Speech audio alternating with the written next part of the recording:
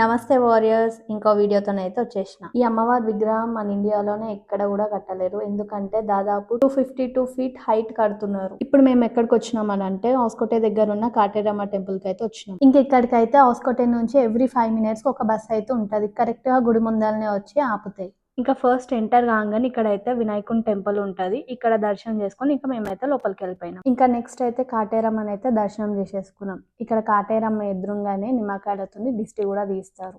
ఇంకా నిమ్మకాయలతోనే కాకుండా మీకు ఏదైనా నరదిష్టి, నరఘోష ఇట్లాంటివి ఉంటే కూడా కొబ్బరికాయతో కూడా దిష్టి తీస్తారు. ఇంకా కాటేరమ్మ ఎదురుగా అయితే రకరకాల దీపాలు అయితే వెలిగిస్తారు. గుమ్మడికాయ దీపాలు, బెల్లం దీపాలు, నిమ్మకాయ దీపాలు. నేనైతే నిమ్మకాయల దీపాలు అయితే వెలిగించిన. ఇంక ఇక్కడైతే ముడుపులు కడతారు. చూసినారా ఎన్ని ముడుపులు ఉన్నాయో. ఇవి చూస్తుంటేనే అర్థమవుతుంది ఇక్కడ అమ్మవారు ఎంత పవర్ఫుల్ అని చెప్పేసి. ఇక్కడ 9 వారాలు 9 ముడుపులు కడితే మన కోరిక నెరవేరుతుంది అని చెప్పేసి భక్తుల నమ్మకం. ఏంటి ఇది తాళాలు అని అనుకుంటున్నారా? ఎవరికైతే మన పైన శత్రుత్వం ఉంటుందో వాళ్ళ పేరు మనసులో తలుసుకొని ఈ తాళాలు వేస్తే మన పైన ఆ శత్రుత్వం పోతుందని ఇక్కడ వాళ్ళ నమ్మకం.